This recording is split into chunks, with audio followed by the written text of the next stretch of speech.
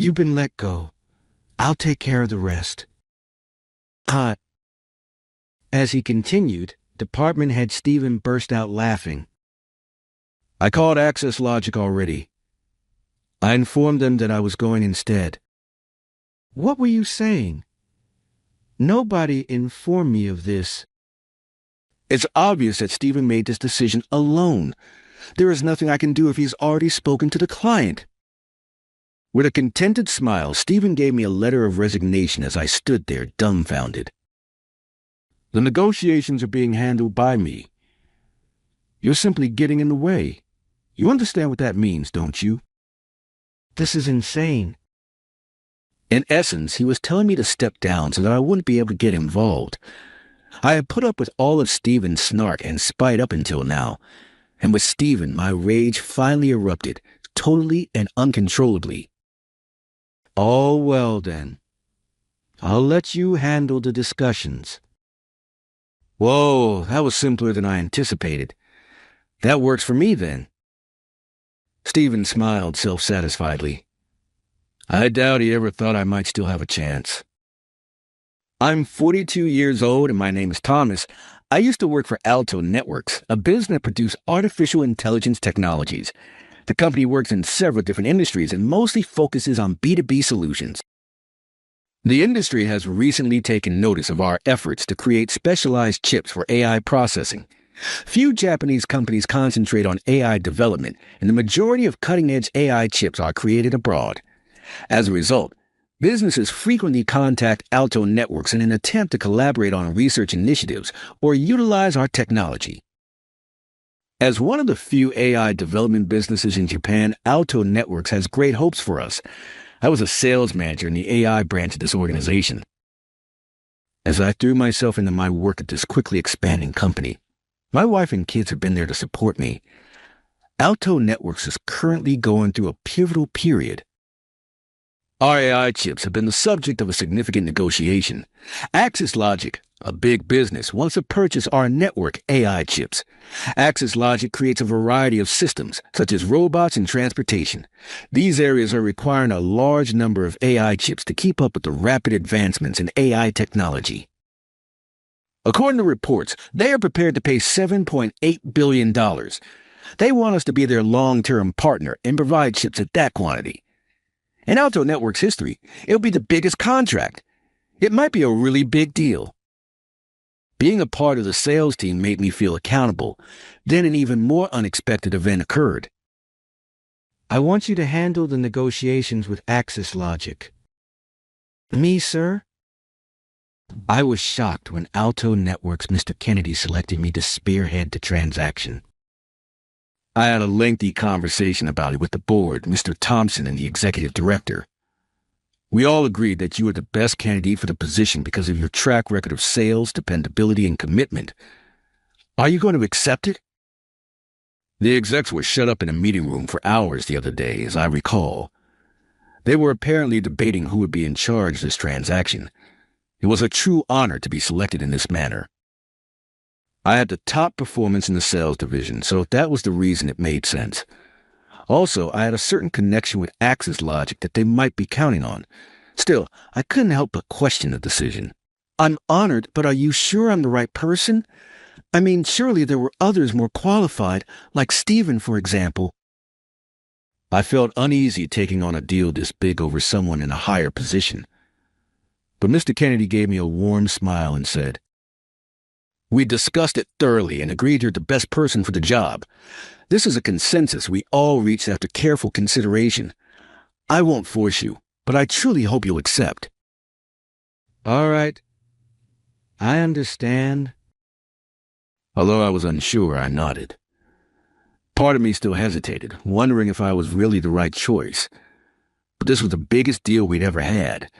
If I could be the one to handle it, I couldn't ask for a greater honor. Feeling the weight of the task on my shoulders, I accepted the responsibility. Mr. Kennedy walked away. Once he was out of sight, I let out a deep sigh. I don't treat some negotiations as more important than others, but this time I really couldn't afford to make a mistake. As I started thinking about what to do next, someone approached me. "A massive deal, huh? Must be nice being the guy the higher-ups like. Stephen. It was Stephen. He may have secretly overheard what happened earlier. Look at you. You're just a manager and they hand you this huge contract. You must be thrilled. That's not how I see it. Then why the long face? I don't like it. Whatever expression I had, he would have hated anyway. He's been with the company since graduating, so he has many years of service. And in the past, his impressive sales performance earned him a promotion to department head. But lately, his results have been poor. Maybe that's why he's been increasingly harsh with his subordinates. While he's been slipping, my sales performance has only improved over the years. He must hate that. If you pull this off, you'll be next in line for department head. Threatening my position must feel pretty good. Deep down, I bet you think I'm a joke. I don't think that at all. Yeah, right. Makes me sick. If things keep going the way they are, I'll eventually become the next department head. That only adds fuel to his resentment. The $7.8 billion deal was always going to be between Stephen and me. But in the end, Mr. Kennedy and the others chose me, not him. That must have been a bitter, humiliating blow.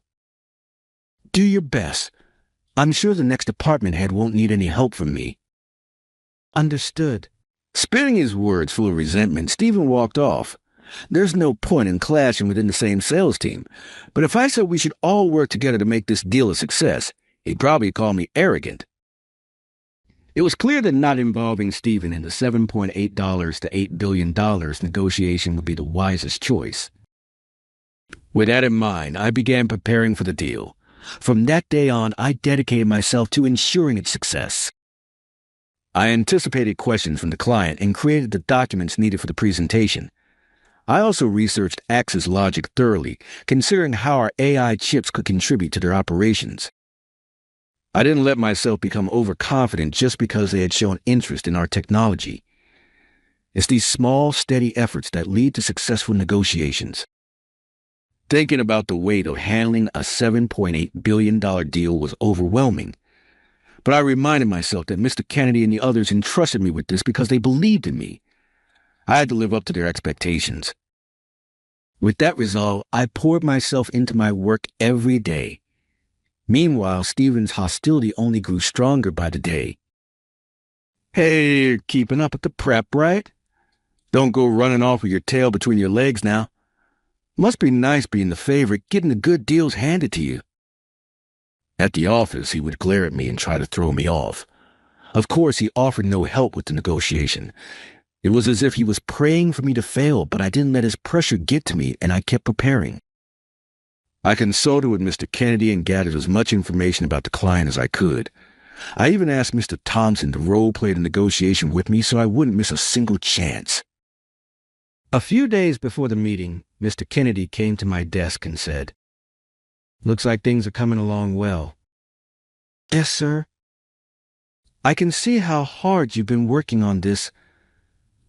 I have full confidence in you." He nodded with satisfaction. Knowing that he recognized my efforts made me happy. "If this negotiation is a success, your promotion is practically guaranteed. I'm counting on you."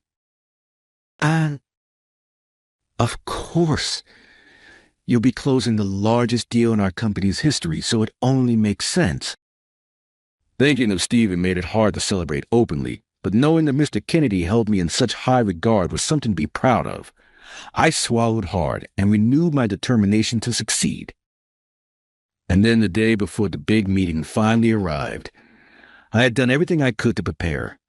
No matter what questions they asked, I was confident I could answer them. I was sure I had a presentation that would capture their interest. With that in mind, I began my final review. But just as I was working at my desk, I heard an unexpected voice. "Hey, Thomas. Stephen, what's going on?" Stephen, who had been oddly quiet the last few days, approached me. I had a bad feeling. And then he gave me a sly grin and said, "You're fired. I'm handling the negotiation from here." His words were so shocking that my eyes widened. As I stood there speechless, Stephen continued laughing. I already called Axis Logic. I told him I'll be the one going. What? I haven't heard anything about that. Neither Mr. Kennedy nor Thompson had mentioned anything of the sort.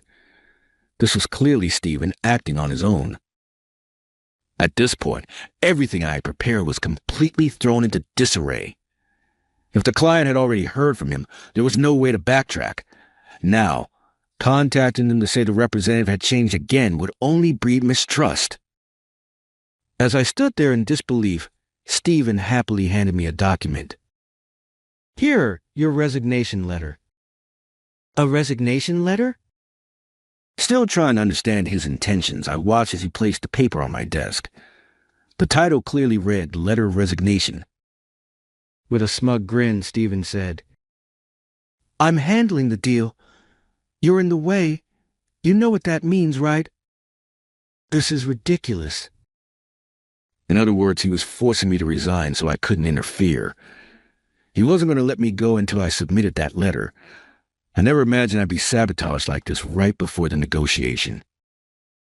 I had always endured Stephen's snide remarks until now. A part of me always wondered, weren't we supposed to be working together? Instead, he saw me as a rival and now was sabotaging the deal out of spite. That was the final straw. I couldn't hold back my anger anymore. Fine, then I'll leave the negotiations in your capable hands. Wow, that was easier than I thought. Makes my life easier. I'm sure you'll handle it far more smoothly than I ever could. Now you're getting it. Stephen gave a smug smile. He did outrank me after all. He certainly was a better man. He probably never imagined I still had options left. I felt sorry for Mr. Kennedy, but this was all Stephen's doing. I calmly wrote my resignation letter and handed it to him. Well, then I'll be on my way. Yeah, good luck out there. But that kind of arrogance never ends well. If this was how he wanted to play it, I was ready to respond. After clearing out my personal belongings, I left Alto Networks. The next day, I was sitting in a room at another company. While going through some formalities, my phone wouldn't stop vibrating.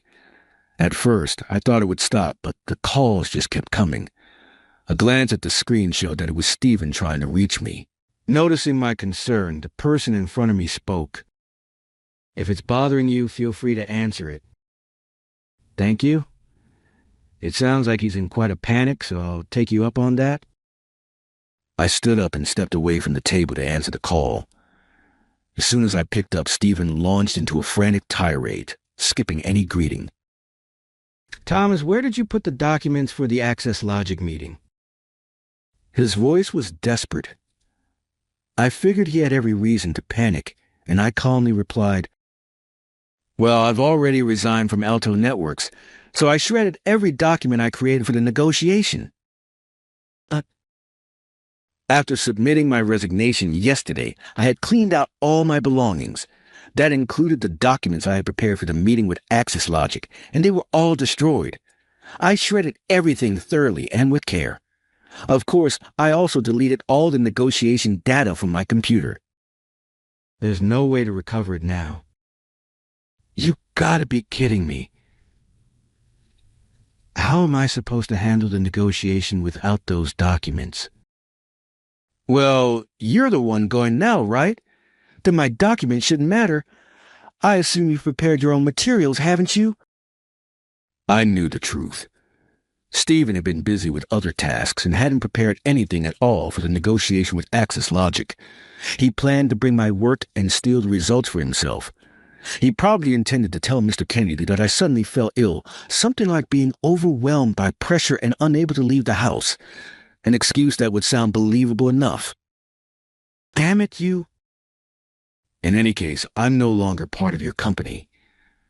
And if I was just in your way, then I'll leave things to you now. Hey, Thomas. He was desperate and about to attend a $7.8 billion negotiation without any documents. But why should I, after all his harassment, feel obliged to help him? Ignoring Stephen as he panicked over how to get the documents, I hung up the phone. You seem to be dealing with quite a bit. When I returned to the table, the man in front of me spoke up. Right. Sorry to keep you waiting. No need to apologize. I'm just glad you came here. His smile eased my tension. As for who this man was, I'll reveal that shortly. I gathered most of what that call was about. In that case, how about this? He made a suggestion. I wondered if it was really okay to go through with something like that, but it was his suggestion after all, and part of me wanted to do it. So I accepted and took action. When the time came for the meeting, Stephen arrived at Access Logic. Since the change of representative had already been communicated, he wasn't stopped at the entrance. As planned, he was led to the conference room. Thank you for taking the time to meet with me today. Stephen entered the room looking pale. He must have tried to put together something after I hung up, but under time pressure, the documents were no doubt incomplete. He knew there was no way he could secure a $7.8 billion deal with such half-baked materials. But when Stephen stepped into the conference room, he was stunned by something completely unexpected. Why are you here, Thomas? Good to see you, Stephen. Yes, the $7.8 billion deal was about to begin. And seated across from him as Access Logic's representative was me. Why would someone who worked at Alto Networks just yesterday be sitting here now? For Stephen, this was beyond imagination. You worked at Alto Networks until yesterday.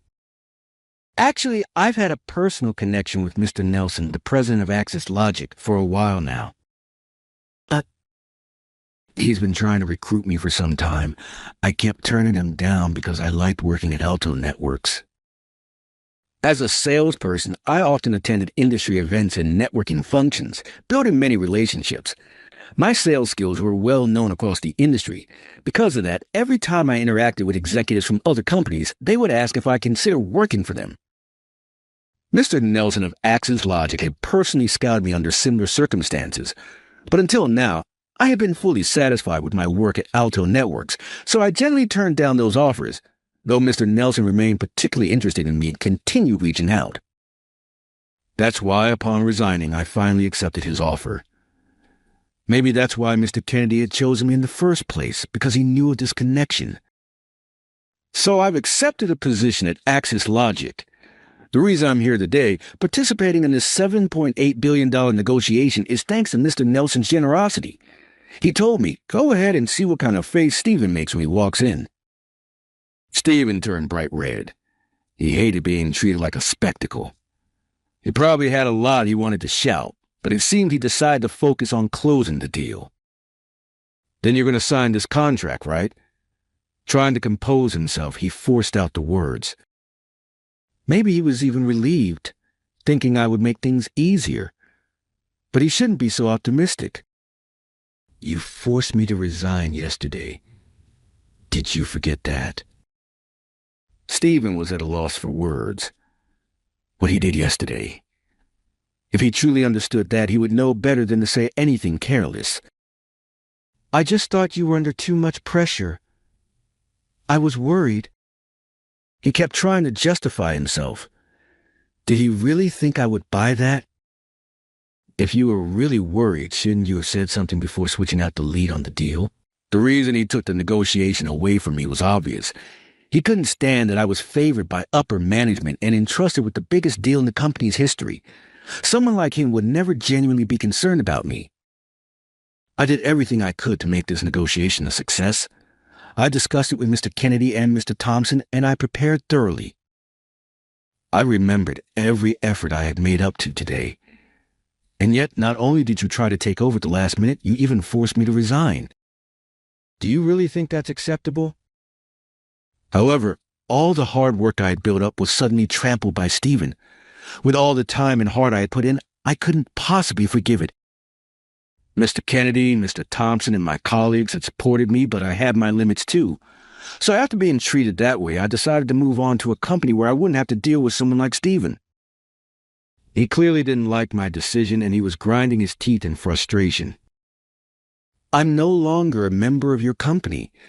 Therefore, I have no obligation to protect your company's interests. Thomas, He raised his voice, but I wasn't about to back down. Please leave, Stephen. He clenched his teeth and stared at me, but he must have realized I wouldn't budge. Looking bitter, he stood up and left the room. I returned to the room I had just come from. Waiting there was Mr. Nelson. He looked eager to hear what had happened. This was his office. The man I was talking to during Stephen's frantic call was him. So how did it go? He seemed pretty humiliated. Mr. Nelson gave a satisfied smile. Seeing that made me feel at ease. Watching Stephen leave in defeat finally settled everything inside me. I never imagined someone as skilled as you would be forced to resign over something as petty as jealousy. You're too kind. Even back when we were in private contact, he had always spoken highly of my skills. I understood that, but hearing his praise still made me feel a little embarrassed. Still, was it really okay for me to step in on the negotiation like that? It had been Mr. Nelson's suggestion, but I couldn't help feeling a little guilty. He had made it clear that I could decline the offer. But I knew that without access to the AI chips, Axis Logic would be in trouble. Technically, I wasn't even an official employee yet. I'd only left Alto Networks the day before. The reason I was at Axis Logic now was to complete the onboarding process. After resigning yesterday, I called Mr. Nelson and said I would accept the job offer. That's why I was at the company today for formal procedures. So technically, the negotiation had been handled by me before I was officially part of Axis Logic. That did make me feel a little uneasy, but Mr. Nelson wasn't concerned in the slightest. It's fine. Without you, the deal probably would have failed anyway. Stephen likely didn't have any proper materials prepared, did he? Well, I'd already told him that I shredded the materials I originally prepared for the negotiation. Besides, seeing you here probably made Stephen reflect a little. That might be true. Mr. Nelson gave a quiet smile. His expression made me smile too. He was glad to have recruited me. But more than that, I could sense he truly believed Stephen's actions were inexcusable. Stephen probably doesn't understand how remarkable your sales work really is. That's flattering. Maybe a bit too much. Not at all. Your honesty and dedication are what have led you to so many successful deals. The fact that your former boss couldn't see that is the real problem. The reason my sales results had always been strong was the trust I built over time with other companies. In a negotiation, earning the trust of the other company is essential. It's a simple principle, but the bigger the deal, the more important that trust becomes. Big contracts move enormous sums of money, and there's no room for mistakes. Also, since contracts tend to span long periods, whether the other party can be trusted becomes a critical consideration. In that sense, my approach, prioritizing trust, had naturally drawn the attention of many decision-makers. I always made sure my proposals were based on a deep understanding of the client's needs. I listened, identified their challenges, and responded accordingly. That mindset was likely seen as ideal in a salesperson. Stephen tends to take a more aggressive approach. He rose through the ranks focusing solely on numbers, but that approach has cost him trust, and now his results are slipping. Aggression has its place in sales, so I don't necessarily think his methods were wrong. But over time, those actions wore away the trust of our partners. That's why his performance declined. Salespeople are often judged by their numbers. That leads many to chase deal volume over integrity. Mr. Nelson spoke with quiet conviction. It's something I had felt firsthand. But you chose the long game, building relationships and letting the numbers follow. That's rare in companies where everything is tracked and measured. That's why so many firms admire you, Mr. Nelson. Hearing it directly made me feel awkward. I scratched my cheek, a little flustered, but at the same time, I felt reassured that my approach had never been wrong. Earning trust might seem like a long way around, but in truth, it's the fastest path to results. In fact, it had earned me the responsibility of handling the Axis Logic negotiation at Alto Networks. That's why I reached out to you and why I want you to thrive here with us. I'll be counting on you. Thank you, Mr. Nelson. It made me genuinely happy to be so highly regarded by him, and I knew I had to live up to that trust. I felt a renewed sense of determination to contribute to this company's growth. And with that, the paperwork was completed, and I officially began working at Axis Logic. Meanwhile, back at Alto Networks, losing the $7.8 billion deal had thrown the company into chaos. Mr. Kennedy was furious and confronted Stephen. Thomas quit, and now the deal is lost. What is going on here, Stephen? Explain yourself. That's because I had only resigned yesterday. Stephen had even instructed HR to keep it under wraps. So, Mr. Kennedy didn't realize I had resigned until the meeting was already over. When it came time to leave for Axis Logic, I didn't show up. Instead, Stephen returned from the meeting with a gloomy face. That's when Mr. Kennedy demanded answers and learned the truth. We assigned this deal to Thomas. Why did you take over the negotiation without telling anyone? And why did he resign? Stephen was forced to explain everything from the beginning, that he believed he was better suited for the deal, so he took over, that he pressured Thomas into resigning, that all the documents were deleted and shredded, and that the meeting failed because somehow I was already with Axis Logic.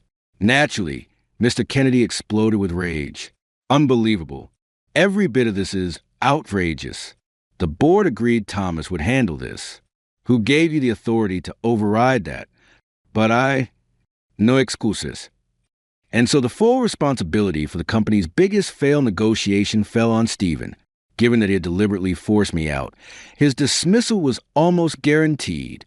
Of course, the matter didn't end there.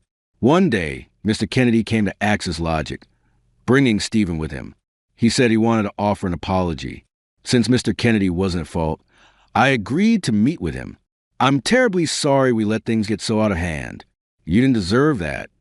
You have nothing to apologize for, Mr. Kennedy. But still, Mr. Kennedy turned to Stephen, who remained silent beside him, and scolded him. Apologize? I'm truly sorry. The arrogant Stephen, who once drove me out, was nowhere to be seen. Apparently, he had been thoroughly reprimanded by the board. After the apology, Mr. Kennedy hesitantly asked, So, you really have no intention of returning to us? No, I've decided to stay here. I see. Then, I wish you all the best in your work here. He seemed disappointed, but perhaps he knew he no longer had a right to ask me to return. To my surprise, even Mr. Kennedy accepted my career move without much resistance. And then Stephen suddenly raised his voice. It's all your fault this happened, Stephen. If it weren't for you, none of this would have happened. His dismissal was all but guaranteed. He probably figured that since he was going to be let go anyway, he might as well say what he really thought. Is it fun looking down on someone who's hit rock bottom? Caught off guard by the sudden outburst, I frowned slightly. I understood the frustration and sense of inferiority Stephen was feeling, and I couldn't say I'd never face the same in the future. But still, there was something I had to make clear to him. You crossed the line. Sales is a world where results are laid bare. It's only natural to feel jealousy at times. I've experienced plenty of frustration myself when deals didn't go my way. But even so, there are things you can and cannot do. At the very least, you don't secretly change a lead negotiator or force a colleague to resign. Shut up. Don't lecture me.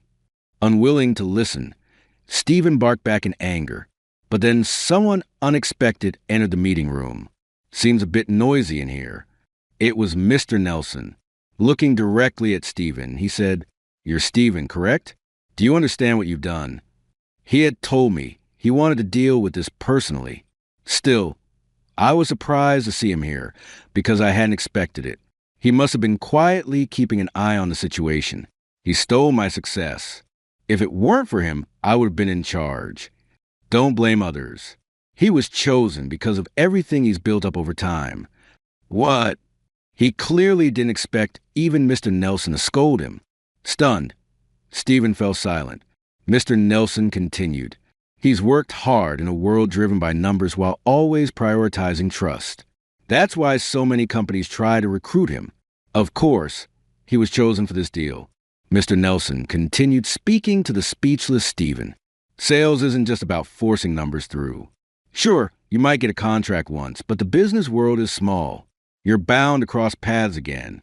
If someone remembers being strong-armed into a deal, of course that'll hurt future negotiations. Faced with Mr. Nelson's calm but firm explanation, Stephen couldn't say a word in response. Maybe some part of him knew it was all true. Blaming your own failures on him is unacceptable. You need to face your mistakes like an adult. Damn it!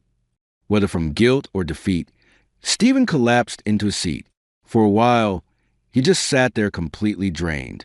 Eventually, as if accepting that he couldn't recover from this, he quietly bowed and left. Stephen was officially dismissed for misconduct. Even with his former title as department head, it would be nearly impossible for a man in his 50s to find another job. But that's something he brought upon himself. He crossed a line that should never be crossed. With Stephen, who had long bullied others, finally gone, the employees at Alto Networks reportedly felt relieved. I was originally meant to be promoted to department head, but since I had left the company, a different trusted colleague took the position. With new leadership, the sales department began its fresh start and aim for further growth. As for Stephen, rumor has it he's now working night shifts on a construction crew. It was a far cry from his former role as department head. Perhaps the job will be the start of a new path for him. In the end, Alto Networks and Axis Logic signed the $7.8 billion deal. Despite everything, Axis Logic still wanted those AI chips, and Alto Networks still sought that historic contract. Their interests aligned, and if not for Stephen's sabotage, the deal likely would have gone smoothly from the start. I became the representative on the Axis Logic side. The new negotiator from Alto Networks was a familiar face from the sales team. Thanks to our mutual trust, the talks progressed without issue. After the deal was finalized, I heard Mr. Kennedy finally breathe a sigh of relief. During a break, Mr. Nelson said to me, "Quite the accomplishment for someone who just joined the company. I only had ties to my former workplace. That's all. Don't be so modest. You handled things diplomatically and kept a good relationship with your old company. That's thanks to your skill and character. I'm really glad we recruited you. I had no intention of returning to Alto Networks. Still, I'm sure I'll cross paths with them in future negotiations. As long as I keep prioritizing trust, I'm confident things will go well. Today proved that everything I built up through honesty and consistency wasn't in vain. And that's why I'll continue to value human connection and trust above all else." You're really desperate to close this deal, huh? I went to a business meeting with one of our key clients as a sales representative. However, Kimberly, the department head, tore up the contract in front of me during the conversation, even scattering the fragments over my head. I suppressed my rage at Kimberly's careless actions. Kimberly, look behind you. But then Martin, the CEO of the company, showed up looking angry and started interrogating Kimberly. Knowing that her once dazzling career was probably coming to an end made me feel relieved. Nevertheless, I asked Martin for something. "I'm Sean Mess, and I'm 41. Warm wood embedding is our specialty at the wood processing company where I work in the sales department. I'm making good progress as a manager right now, but my supervisor has hinted that it could be time for me to start a family. I've been making an effort to go to singles events and spend my weekends seeking for a companion because I'm single, but I haven't found anyone who seems like a good fit. In the meantime, there are an increasing number of marriage announcements at work. I'm getting married, my younger co-worker announced, and I congratulated him. However, I was secretly growing more nervous. But because I was at work, I changed my concentration and concentrated on my responsibilities. I had a business meeting with a large furniture maker today, so it was a significant day. They regularly score first in the furniture category on internet sales platforms, and their high-quality and pricey products make them well-liked even abroad. Our company's recognition will soar if I can demonstrate this renowned manufacturer our technology and land a contract. Being the reason for this accomplishment, I might even hear rumors of a promotion for myself. I became more confident the more I visualized successful outcomes.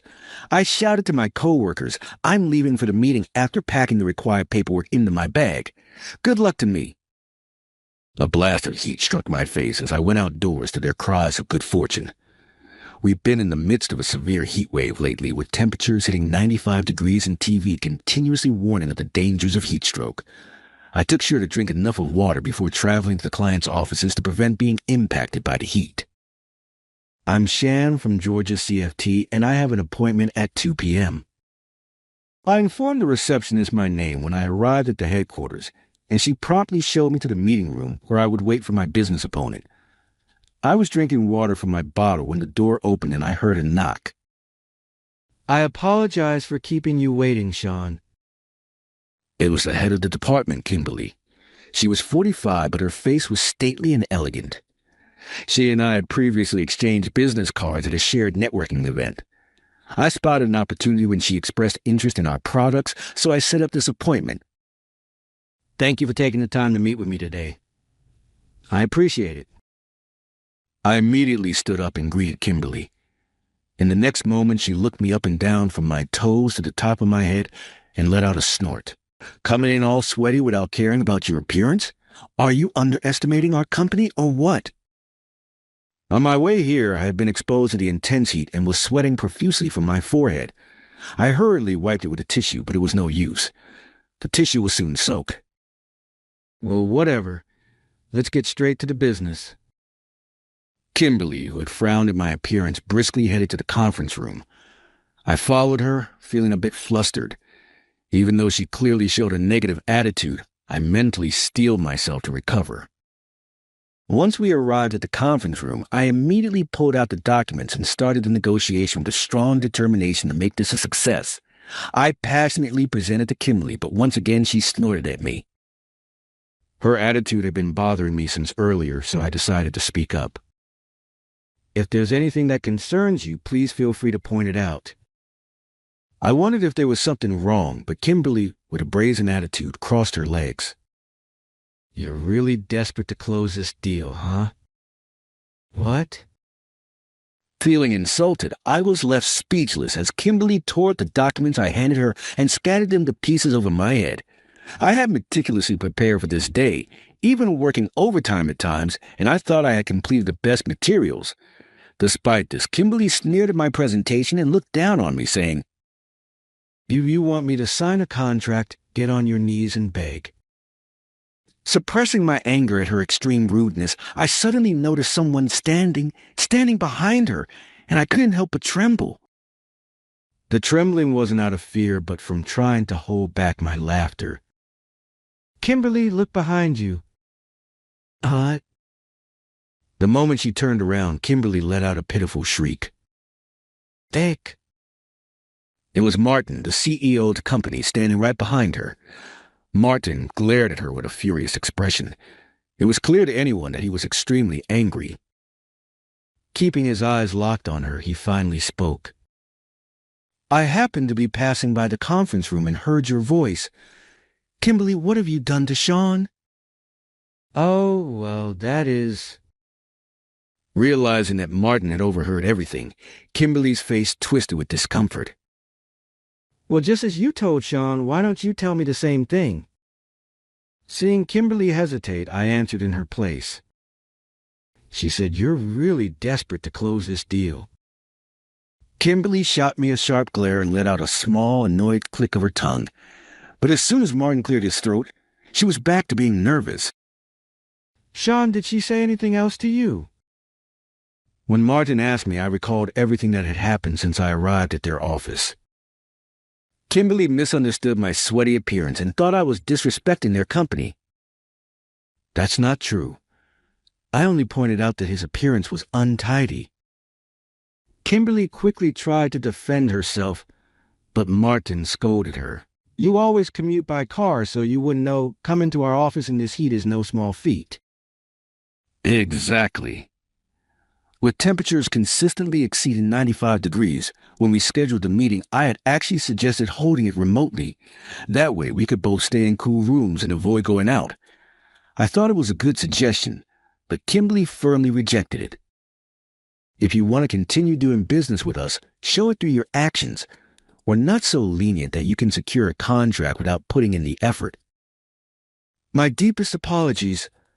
I'll visit your office on the scheduled day. In the end, I was pressured into visiting in person. I pulled out my water bottle, showing Martin that I had been properly hydrating. I sweat a lot from drinking too much water, and I ended up making Kimberly uncomfortable. I apologize. Not at all. Hydrating to prevent heat stroke is absolutely the right decision. As I apologized, Martin quickly stepped in to back me up. Then I turned to Kimberly and gave her a smile. Thank you so much for pointing out the importance of appearance. Perhaps because Martin was there, Kimberly seemed flustered and showed a bitter expression. No, not at all. If it's still hot, let's turn up the air conditioning, shall we? When she quickly lowered the temperature on the air conditioning, the torn documents flittered to the floor. Oh, what's... Martin bent down to pick up a piece of paper that had fallen near his feet, looking at it curiously. Oh, that's my document that Kimberly tore up. Tore up? Upon hearing my words, Martin glared at Kimberly with an even more furious expression. She had already lost her nerve since Martin arrived, and now her face was completely pale. Why did you tear up Shan's documents? That's because... Kimberly, sweating nervously, glanced between Martin and me, trying to gauge our reactions. Her once confident demeanor had vanished, and she now looked as uneasy as a petty thief caught in the act. I had hoped she would show some remorse, but when she blurted out, I didn't do it out of malice. I was deeply disappointed. I only did it because I expected C to produce even better documents. You could say it was an act of tough love. Rather than apologizing, Kimberly defiantly admitted that she deliberately tore the documents. For someone who had looked at me as if I were beneath her, it was laughable to hear her talk about love. So when you threw the pieces on my head, was that out of love too? I peeled a piece of paper off my head and held it up for Kimberly to see. When she threw it on me, the sweat on my head caused the paper to stick, making it difficult to remove. I had put a lot of effort into creating those documents to introduce our products, so it really hurt when they were torn. Martin's eyes widened in shock, and then he started trembling with anger, shouting at Kimberly. Kimberly, how could you do such a thing to Shah? Frightened, she backed away as if trying to escape. Did you really think you were above him and act all high and mighty? No, I didn't mean that at all. Then apologize to Shah right here, right now. Following Martin's command, Kimberly lowered her head. Alongside him, he said, Joan, I sincerely apologize for the disrespectful behavior of my subordinate. It was a failure in my management. I am deeply sorry. Kimberly also stammered out an apology, but inside I felt conflicted. The only reason Kimberly apologized was because Martin forced her to. If he hadn't happened to walk by the conference room or stormed in, she probably wouldn't have shown any remorse at all. She may have acted superior to someone in a lower position, but she couldn't stand up to someone above her. I wished I could have been the one to put Kimberly in her place. Once I leave, she'll likely be severely reprimanded by Martin and might even lose her job. If that happens, I'll never get another chance to show her up. In order to prevent something like this from happening again, Kimberly will face strict punishment. Oh, could you please not fire her? Martin and Kimberly were left speechless by my words. Although I can't forgive Kimberly's actions, the truth is that my presentation didn't resonate with her. I realize now that I lacked the necessary skills. Sean, you're such a kind person.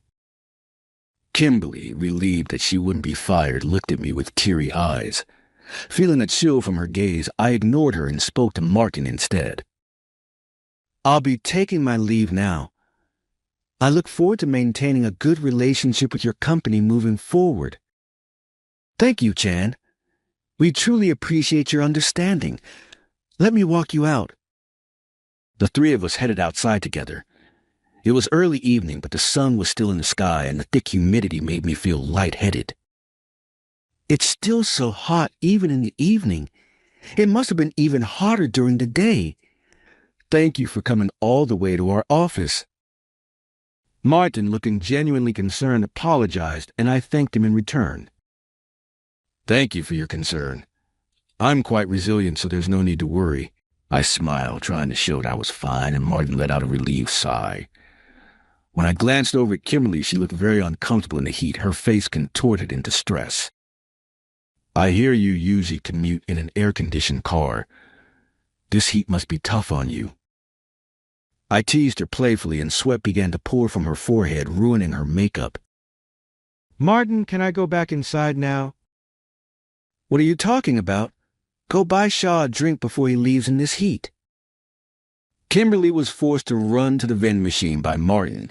When she returned with a sports drink, sweat was dripping down her face. Thank you for going out of your way. I'll enjoy it. It seemed that the heat had gotten to her even more after running, and she struggled to even respond.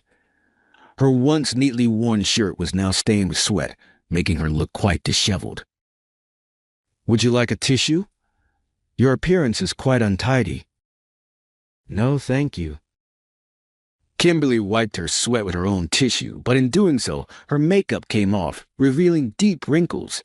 Not wanting to stare any longer as it would be rude, I quickly headed home while they saw me off. A few days later, I received a phone call from Martin, who apologized again. Although Kimberly wasn't fired at my request, she was demoted as punishment for ruining the deal and for her disrespectful behavior towards a client. She was reassigned from the headquarters to a local branch office. Although the deal fell through, I decided to use this experience to motivate myself to work even harder. However, even days after the meeting, I occasionally remembered Kimberly's teary gaze and felt a shiver down my spine. Since she didn't have a wedding ring on her finger, she is probably single. I too want to leave my bachelor life behind, but work keeps piling up, making it hard to attend singles events or social gatherings.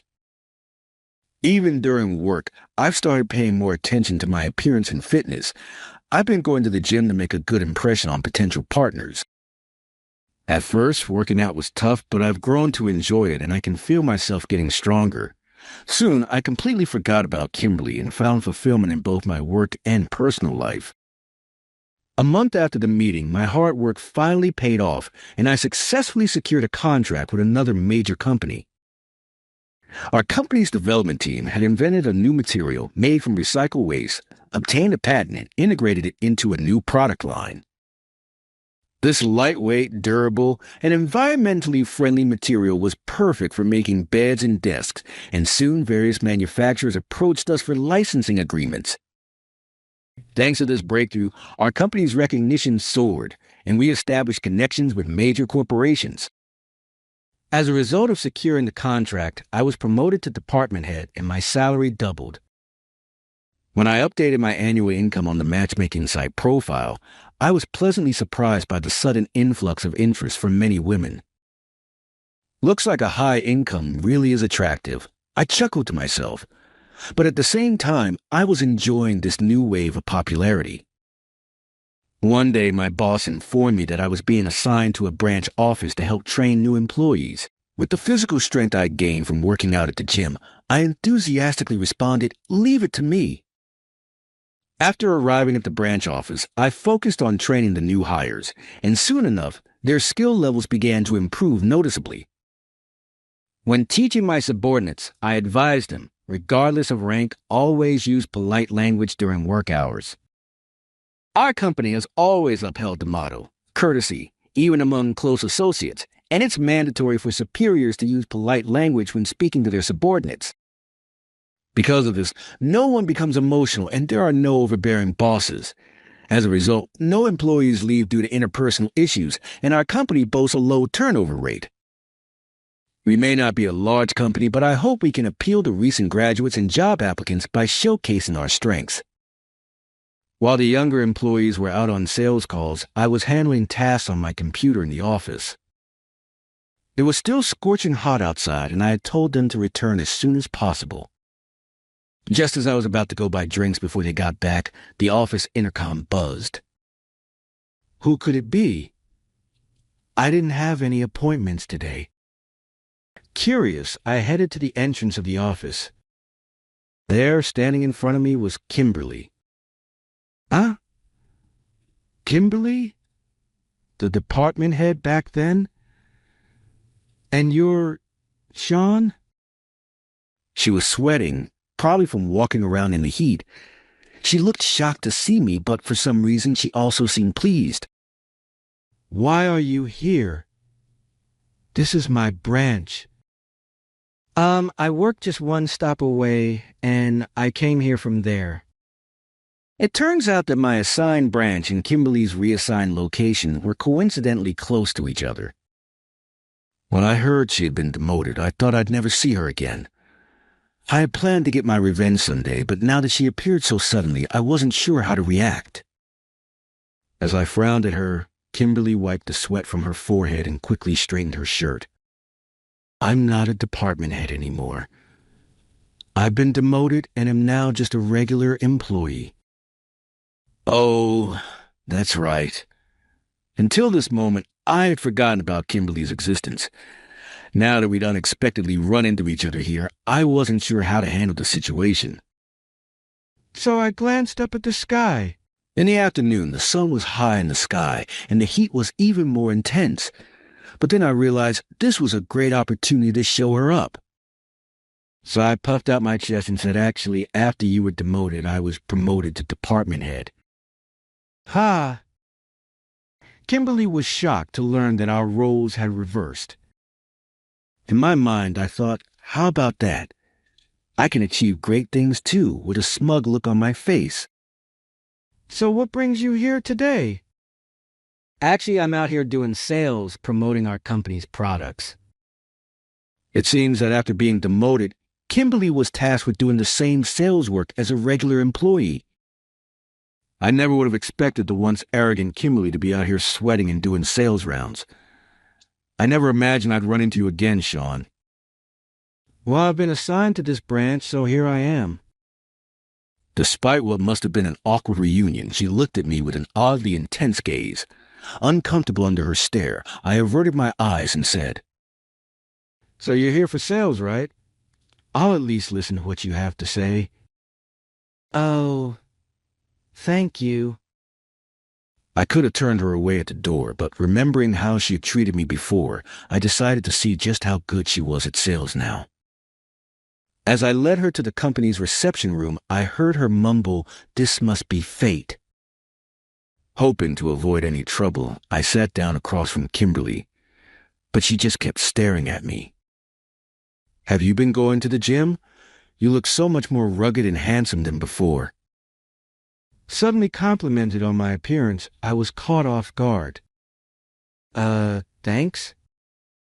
I've always been into strong, muscular men, and you're just my type, Sean. She started rambling on about unrelated topics, not getting to the point of her visit at all. Annoyed, I firmly steered the conversation back on track. If you're not here to talk business, then please leave. I'm sorry. I was just so happy to see you again. Blushing, she handed me the documents. The Kimberly I remembered was quick to criticize appearances and often used her position to belittle others. But now, despite being demoted, she seemed much more subdued. Her drastic change in behavior left me feeling both confused and suspicious. Once she was ready, Kimberly launched into her sales pitch like a machine gun. As you probably know, our company offers high-quality furniture tailored to meet a variety of needs. She kept speaking faster and faster, not even pausing to see if I was following along. Unable to keep up with her rapid-fire delivery, I listened in a daze. So what do you think? Huh? Before I realized it, her pitch was over and she was looking at me with anticipation. I glanced back at the material she had handed me before starting and replied, "Forgive me for being blunt, but your sales pitch was terrible." What she had seemed so confident, but from my perspective it felt like being caught in a runaway train. You continued talking without waiting for my responses, blasting through your pitch like a machine gun with no regard for whether I was listening. That's not how a salesperson should behave. But I tried my best. Kimberly's shoulders slumped under the weight of my harsh critique. But I wasn't done yet. Especially this material. Did you create it yourself? Yes, I wrote it to make our products easy to understand. I flipped through the pages, pointing out a specific section. There are no concrete numbers, and the text is riddled with typos. Even a child could write something full of empty platitudes. As I continued my scathing evaluation, Kimberly's face turned redder by the moment. Then I delivered the final blow. I was curious to see the capabilities of a former department head from a major company, but this was a huge disappointment. That's so cruel. Crushed by my assessment, Kimberly's face crumpled and she looked like she was on the verge of tears. I was about to ask her to leave, but she stubbornly refused to give up. Please, I'm begging you. If I don't get good results, I'll lose my job. That's not my concern. Please leave. Since her demotion, Kimberly had been met with cold stares from her coworkers, who knew the reason for her transfer. On top of that, if she didn't improve her sales performance, Martin had warned her that she might be fired for incompetence. She was running out of time, which is why she was so desperate to succeed in sales, no matter what it took. Had she not looked down on me and acted so disrespectfully, she could have remained a department head at the main office. But now she was suffering the consequences of her own actions. I deeply regret how I treated you, Sean. If you have any pity for me, please sign the contract. Tears streaming down her face, she held out the contract and a pen. Although I felt a pang of sympathy for her as a fellow salesperson, I hadn't forgotten how she treated me. I won't be signing anything. If you don't leave now, I'll have to contact Martin at the main office. Tattling to Martin? That's so low. Kimberly, her contract rejected, glared at me through her tears. Just because you've gotten a bit more attractive, don't get cocky. Huh? But I have to admit, Kimberly, it's thanks to you that I started paying more attention to my appearance. I said it casually, and she suddenly stopped crying and blushed again. So does it mean you became handsome for me? Her unexpected comment left me speechless. The reason I started taking care of my appearance was for myself, not for her. She was just a catalyst. You're reading way too much into this. Aren't you misunderstanding something here? But you're not wearing a wedding ring, so you're single, right? We're around the same age, and I think we make a great couple. When she smiled, a shiver ran down my spine. I had sensed her intense gaze when we first met again, and now it was clear. She had feelings for me. I never imagined that someone I found so difficult to deal with would end up liking me. Even though I'd forgotten about her, having a woman with whom I had such a rocky history suddenly show interest in me was anything but pleasant. To make sure Kimberly gave up, I steeled myself and said firmly, I have no intention of marrying someone who looks down on others. Please leave. When I glared at her, she was shocked and started crying again. You're such a cruel man. Kimberly grabbed her bag and stormed out of the office. Finally, it was quiet again, and I felt relieved. Just then, the younger employees returned from their sales rounds, and we all took a break to hydrate. An hour later, as I was sorting documents with the team, the office intercom buzzed again. Great. Another cold call. Annoyed, I asked one of my subordinates to handle it, but he quickly returned looking alarmed. When he told me who was at the door, I was so surprised that everyone in the room stood up. Police? What's going on? I wondered if someone had committed a crime, but there was no one in the branch who could have done anything wrong. Thinking it might just be a routine patrol, I decided to see what was happening. Several police officers entered, saying, We received a report that someone here was being harassed. Harassment? By whom? As I voiced my confusion, a familiar woman stepped out from behind the officers. It was him. He harassed me. Arrest him. Kimberly. Apparently, after being sent away, Kimberly ran to the police station and reported that I had harassed her. The officers glared at me suspiciously, clearly thinking something was off. Wait a minute. This is a misunderstanding. I quickly tried to explain, but they responded, We'll hear the full story at the station, and began leading me toward the police car. If this kept up, I'd be treated as a criminal and cause trouble for company. Just as I was frantically trying to think of a way out of this, Kimberly suddenly said, "Wait." She stopped the officers and turned to me. "If you don't want to be arrested, sign the contract and marry me." What? Her demand shocked not only me, but also the officers. "If you marry me, I'll forgive everything." It seemed Kimberly had used the police as leverage to secure both a contract and a marriage proposal. Rather than feeling angry, I was filled with disgust at her underhanded tactics. The officers, struggling to keep up with the sudden turn of events, decided to hear both sides before heading to the station first. Kimberly claimed that when we were alone, I had persistently harassed her, refusing to take no for an answer. I kept telling him no, but he kept touching my hands and body. She even faked tears to gain the officer's sympathy. But hearing her lie made me furious. "Stop making things up. You're the one who showed up uninvited." I immediately asserted my innocence to the officers. To convince them, I knew I needed solid evidence. When they asked if I had any evidence, I racked my brain. "That's it. We have security cameras." There are security cameras installed throughout the office, including the reception room. If we check the footage, it should show the interaction between Kimberly and me. Hearing this, Kimberly began to sweat and look visibly shaken. "Wait, are you really going to check it?" Of course, I'm not about to have my life ruined over a false accusation. I led the officers to the security room to show them the recording footage. As expected, it clearly captured everything that happened between Kimberly and me. When the officers saw how she had been flirting with me, they quickly shifted their suspicion from me to her. While unable to talk her way out of it, Kimberly was clearly panicking. She had filed a false report, mobilized the police, and tried to frame me for something I didn't do. What she did was a serious act of harassment. This is not how someone working for a major company should behave. "Did the heat get to your head? Please forgive me." Kimberly apologized, begging for forgiveness.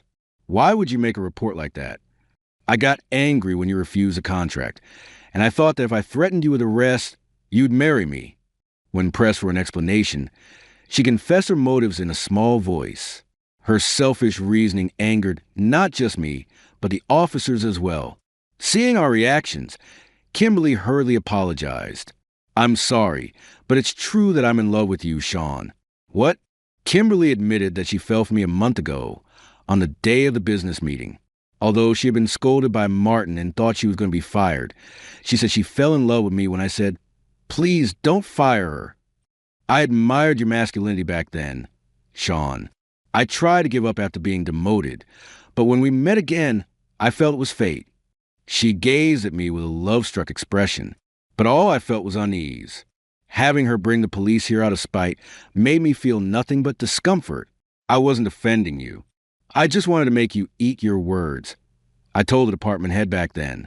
I made sure to clarify that I had no interest in her and said firmly, "I don't like you, Kimberly. Everything you do creeps me out." "You think I'm creepy? How can you say such a horrible thing to a woman?" Denied. Kimberly became emotional and tried to grab me, but the officers quickly restrained her. All she could do was scream, "You heartless jerk. You led me on. Marry me now." "No, I won't." After watching the security footage, the officers were convinced of my innocence. I also told them about my previous trouble with Kimberly. Hearing about her past behavior, the officers sympathized with me, saying, "That must have been tough." Finally, I was able to prove my innocence, and I felt a huge weight lifted off my shoulders. Thank goodness. I'll leave the rest of the police. This is not good at all. If this keeps up, I'll get caught. Please help me. As I sighed with relief, Kimberly started pleading for help. She struggled fiercely as the officers tried to lead her to the police car. "I don't want to end up alone for the rest of my life." As she shouted, I slowly approached her. The officers warned me it's dangerous to get too close, but I stood in front of her anyway. Seeing me, Kimberly looked at me with hopeful eyes. "So you do care about me after all?" But to her dreamy gaze, I replied, "Actually, I have a girlfriend. I'm planning to propose to her soon." What? In truth, during my time of matchmaking, I was introduced to a woman by a mutual acquaintance, and our relationship developed from there. My girlfriend is a year younger than me and runs her own cosmetics company. She's classy, considerate, and straightforward, and we clicked right away. Our relationship has been going well, and I've already bought an engagement ring, so I'll be leaving now. I hope you find someone good soon, too. Kimberly. That's not fair. Devastated, she was led to the police car and taken to the station. Later, Kimberly underwent a long interrogation and was fined for filing a false report. Martin, who had been informed by me, rushed to the station and harshly reprimanded her. A few days later, Martin visited the branch where I worked and deeply apologized to me. I could have pressed charges for business obstruction and defamation, but we settled the matter privately after receiving a large compensation. Unfortunately, I had to cut ties with his company. I couldn't forgive a company that allowed one of their employees to behave so disgracefully. Afterward, Kimberly was promptly dismissed without further discussion due to her actions during the incident.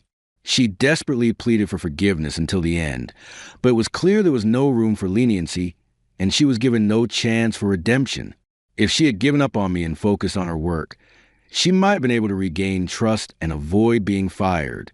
But Kimberly was so desperate to get married that she went extreme lengths to find a partner. When she saw me again, she convinced herself that it was fate. She tried to marry me by any means necessary, but in the end, she was rejected and lost her job. Later, Kimberly married a wealthy man, but it turned out he was a con artist who stole all her savings, leaving her penniless.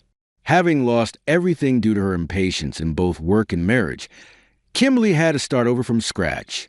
However, by the time she got back on her feet, it would likely be difficult for her to find a husband due to her age. Meanwhile, after the incident, I proposed to my girlfriend, and we had a beautiful wedding. We invited everyone who had supported me, including my coworkers, and received their warm congratulations. Afterward, I purchased a lovely new home, and my wife and I began our happy new life together. Meeting the love of my life made me feel like the happiest man alive.